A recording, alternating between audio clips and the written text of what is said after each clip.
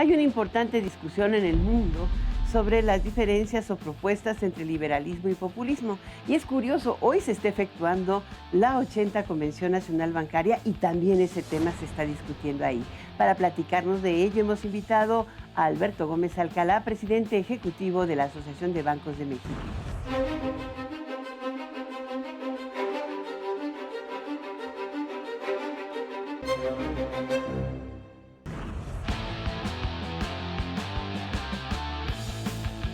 Uno de los momentos clave de la vida financiera de nuestro país es la Convención Nacional Bancaria, organizada por la Asociación de Bancos de México. Este año toca un tema clave: liberalismo contra populismo. Por ello invitamos hoy a Alberto Gómez Alcalá, quien es presidente ejecutivo de la Asociación de Bancos de México. Bienvenido, Alberto. ¿Cómo estás? Al contrario, muchas gracias. Alberto, un gusto estar con ustedes. No, por favor. Además de distraerte, porque hoy está ya realizándose la convención, ¿no? Correcto. Y sí. acaba de terminar la inauguración de la misma.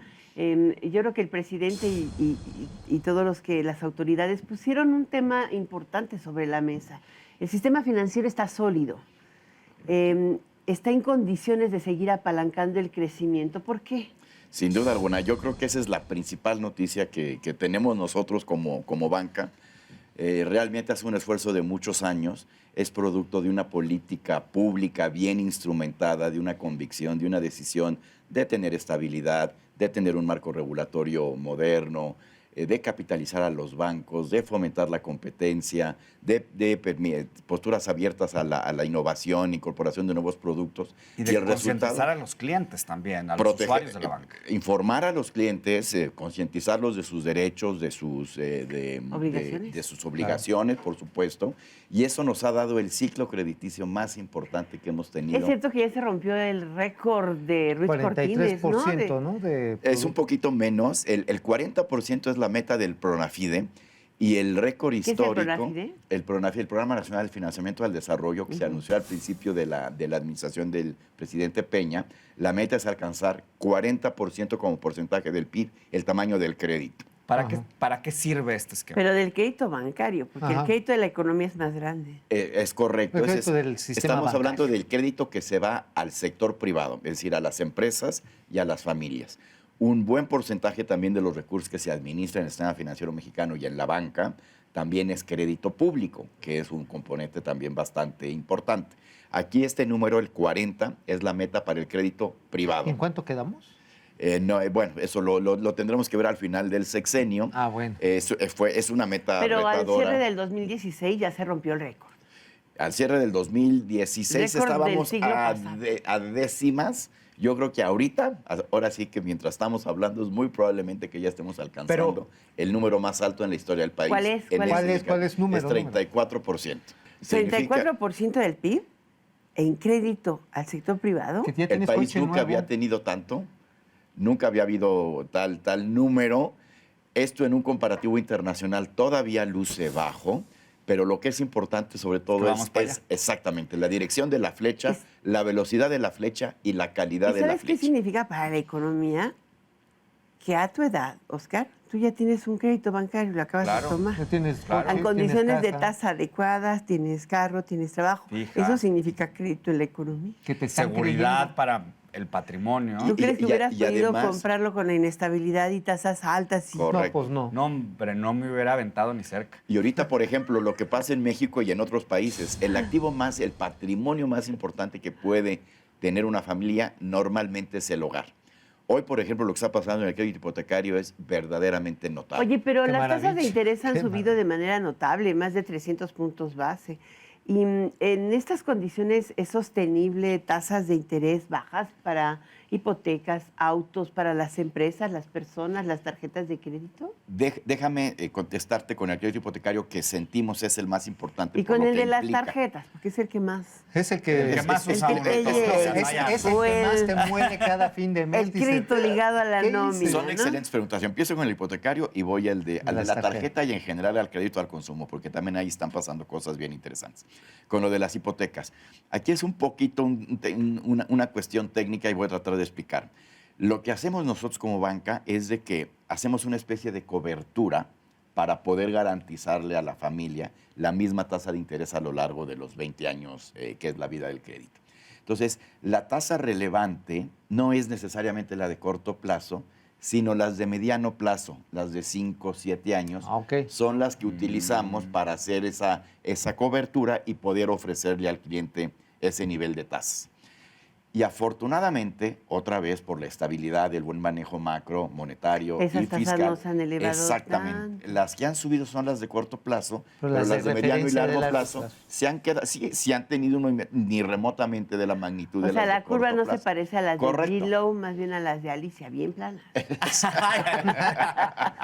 ¿No? Correcto, esa es una gran noticia y eso permite que nosotros podamos pasar ese beneficio concreto a las familias mexicanas, en este caso con un crédito hipotecario.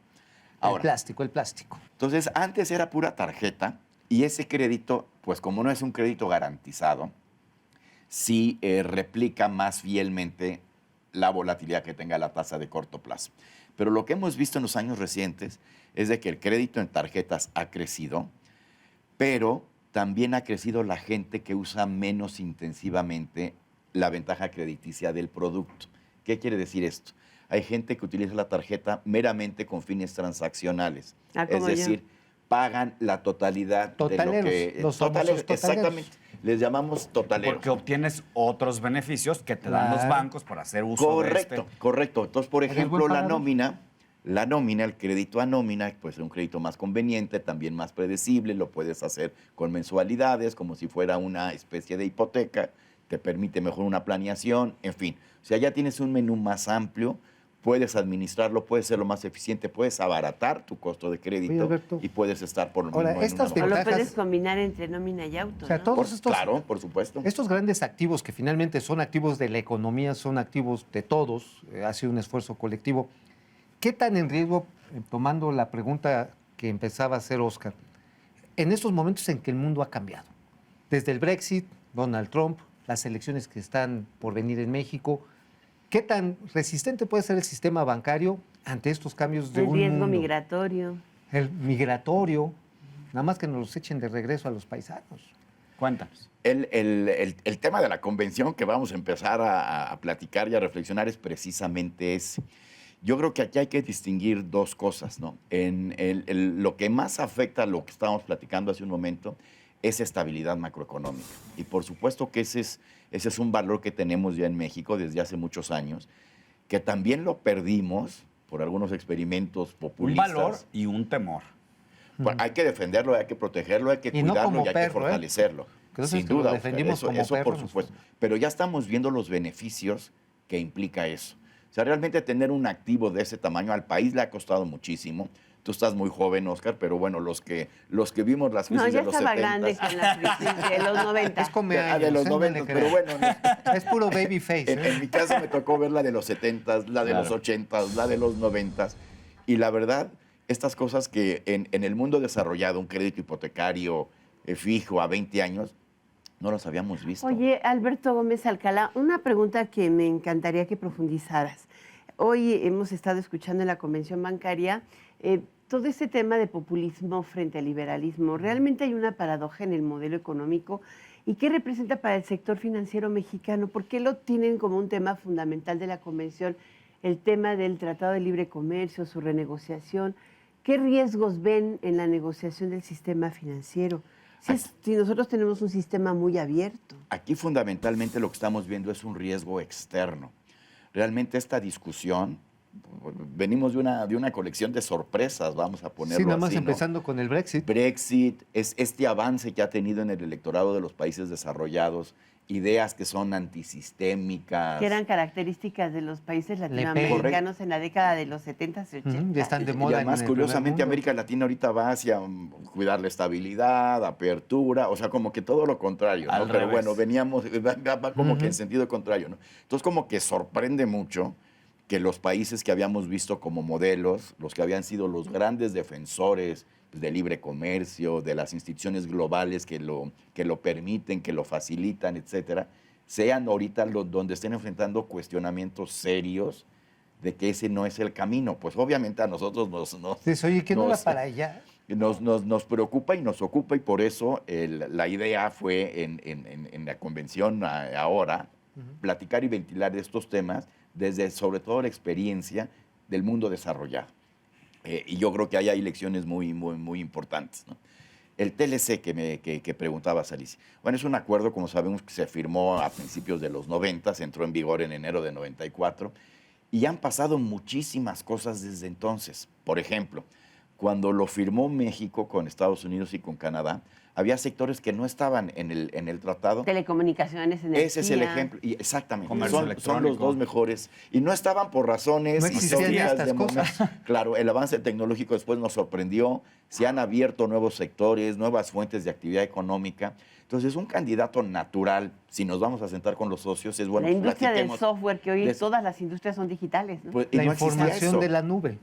¿Quién controla con nacionalismo Sobre todo la nube? propiedad intelectual, ¿no? Que ese es Correcto. un tema que ha Claro. evolucionado. Ha pasado de ser propiedad industrial a propiedad intelectual. Claro, y es muchas veces la que más valor genera. Exacto. Hoy. No. Son las Ujú. Y entonces, un candidato natural es todo esto nuevo que no existía en los 90, pues vamos metiéndolo, ¿no? Y ahí la posibilidad de que salga una negociación favorable para el país, para México, está presente, sí creemos. Y yo creo que es a lo que tenemos que aspirar. Ahora, en los Estados Unidos, el presidente Trump ha planteado la necesidad de iniciar una liberalización de la regulación financiera. Después de la crisis se presentó, Del o se 2008. propuso la Dodd-Frank, ¿no? Que es una iniciativa de ley que se aplicó, se aprobó, pero que no se ha aplicado del todo y sin embargo también está replanteando o cuestionando el que se mantengan altos requerimientos de reservas, un alto costo en el pago a abogados para cumplir con las leyes en los bancos en lugar de que presten. ¿Tú crees que esta transformación que está planteando Trump en Estados Unidos y dada nuestra relación comercial y financiera sobre todo, también replantee la sobreregulación en los sistemas O tenemos financieros? sobreregulación, tal vez sea en México. Vamos a estar muy al pendiente de la discusión. Yo creo que no hay que olvidar que esta respuesta regulatoria que tiene Estados Unidos y que en mucho recoge la Dodd-Frank, no toda, también viene Basilea, o sea, hay varios cuerpos de regulación o varias agencias que inciden en la regulación del sistema financiero. Esta fue una reacción a la crisis del 2008, como decía Mauricio, y donde esa crisis evidenció ciertas flaquezas en la regulación que era necesario corregir. Para concluir, ¿tú crees que se afecten los flujos transfronterizos de comercio, de inversión, cuando se afectan los flujos financieros? Nosotros tenemos una balanza de capital y una cuenta muy abierta, producto del Correcto. Tratado de Libre Comercio, Correcto. que nos replantearemos cerrarla, cambiarla, negociar diferente con China y con Europa. Nos tenemos que adelantar a algo. Cambiaremos Sinceramente, nuestra espero libertad que no. cambiaria. Como Sinceramente, pensamos- espero que no. O pensamos en una moneda común, ya que dice el señor Wilbur Ross que la finalidad de Ay, las renegociar el cúpulas Tratado de comunes Libre son, Comercio camisa dijo que de era fuerza. igualar o más o menos ir acercando las condiciones de vida entre uno y otro país. Que ese fue el espíritu del Tratado de Libre Comercio hace 20 y tantos ¿Por qué, años, ¿Por qué no pensamos una moneda común si ya vamos a ir en serio? Bueno, nos iría muy bien. Cuéntanos Pasaría desde como tu experiencia. Grecia con Alemania, ¿no? Yo soy un fanático del Tratado de Libre Comercio. Yo creo que ha sido benéfico para los tres países. Sí. Ya platicamos con los negociadores originales del tratado. El nivel de integración que ha permitido es espectacular. Nos hemos complementado las tres economías. Tiene que haber una contrapartida en lo financiero, porque si la parte productiva va por un lado y las finanzas van por otro, pues realmente no logras complementar bien la maquinaria. La maquinaria en el sentido de De que que todo este funcione y de procese, que el de que comercio funcione, se- de que camine, etcétera, etcétera, etcétera. Entonces es importantísimo que esta integración que hemos logrado en lo productivo también se fortalezca, se incremente, aumente, con seguridad, con los blindajes que haya que tener, pero tiene que darse también en los flujos financieros. De otra manera es como tener una fábrica que no tenga la tarjeta de crédito para comprar la proveeduría, digamos, ¿no? Bueno, pues vamos a ponerle el pesidólar. Muchas gracias por estar con nosotros. No, al contrario, un gusto. Alberto, de veras. Alberto Gómez Alcalá, presidente ejecutivo de la Asociación de Bancos de México. Esto fue La Billetera.